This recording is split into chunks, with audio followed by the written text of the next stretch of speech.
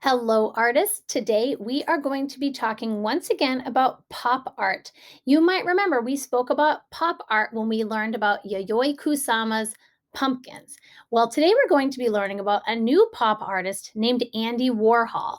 Now, remember, pop art was the form of artwork that brought art into the homes and places for everyone to enjoy, not just the fancy museums. So, first, let's watch this little video about pop art and learn about a couple different pop artists and why pop art is so special.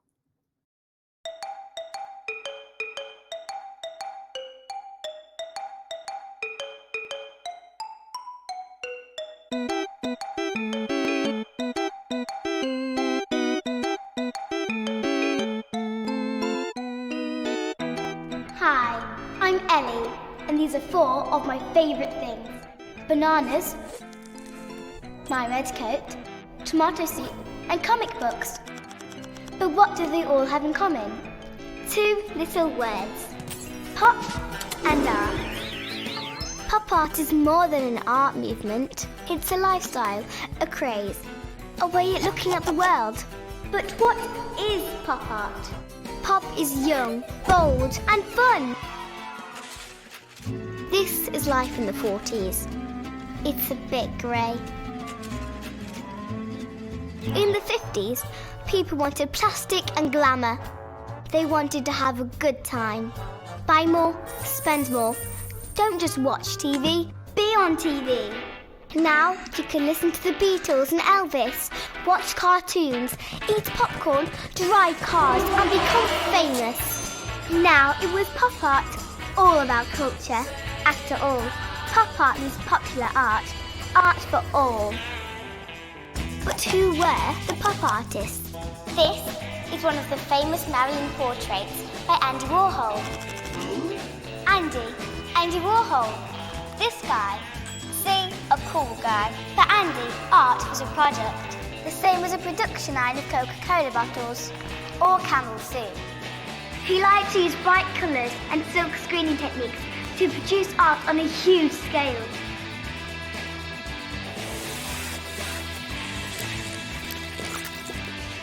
Pretty clever, I'd say. Pop art was revolutionary! Pop artists were competitive. Who could do what first? Warhol had his advertising. Lichtenstein had his comic books. He used Band-Aid dots to make his artwork look like comics, like the ones you get in newspapers. Pop is on TV, on the radio, and on the internet. Like right now. Does that mean I'm pop art? Well, there's one thing Andy Warhol and I can agree on. I don't know where the artificial stops and the real starts.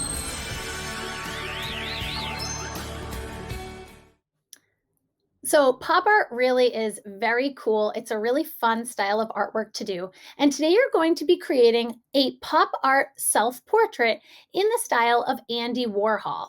Now, Andy Warhol was that artist who used bright colors, and he sometimes would draw the same thing over and over again using a technique called silk screening. We are going to be doing self portraits in his style. And instead of just drawing ourselves one time, I'm going to show you a neat little trick of how you can create the same drawing multiple times. And then we'll be coloring in our portraits with really bright, somewhat silly colors to mimic the style of pop art. All right, so the first thing you're going to need to do here is take your paper and we're going to fold it in half, once in one direction, and then again in the other direction. And I try to line up the corners.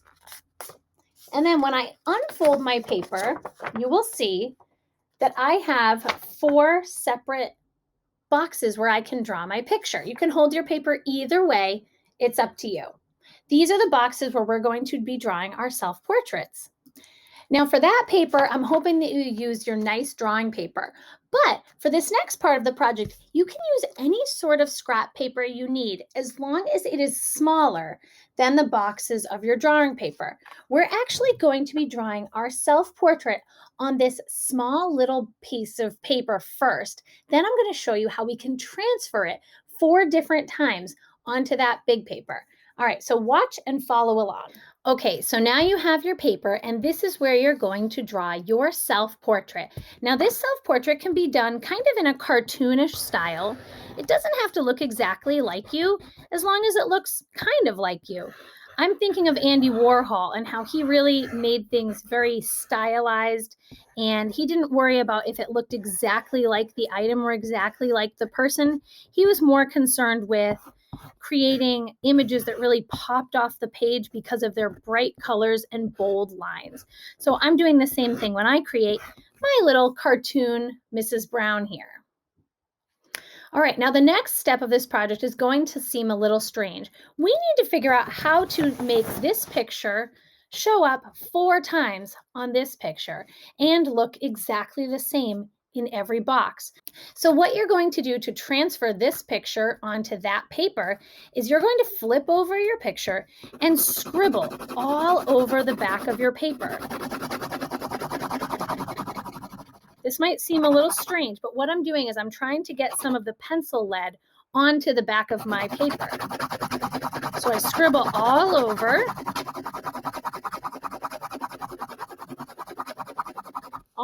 the back.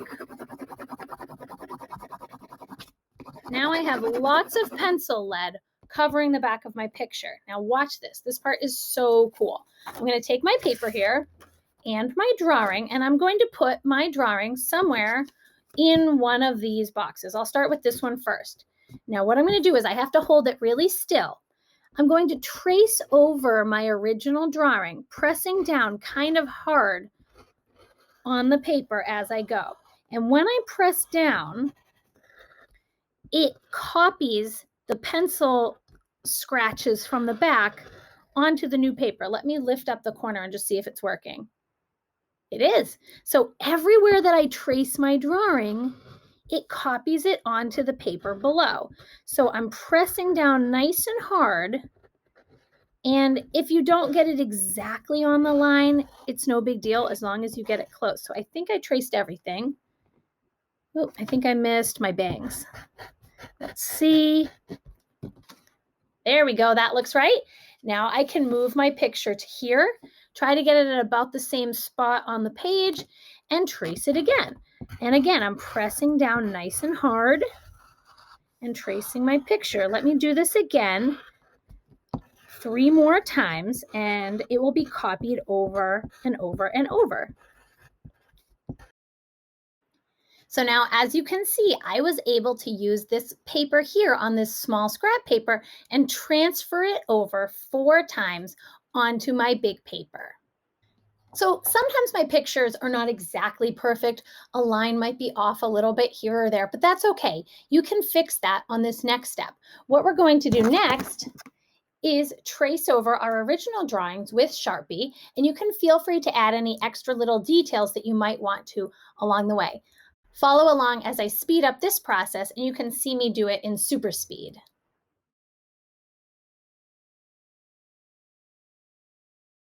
So when you're done tracing your whole picture with Sharpie, and you can also feel free to trace the lines going across the creases, you can add color. You can think about how Andy Warhol used lots of bright colors on his portraits. Sometimes the colors were a little bit wacky and they didn't make sense for the real world, but that's okay. So feel free to get really creative with how you color in your self-portraits and try to color in each one differently than the one beside it.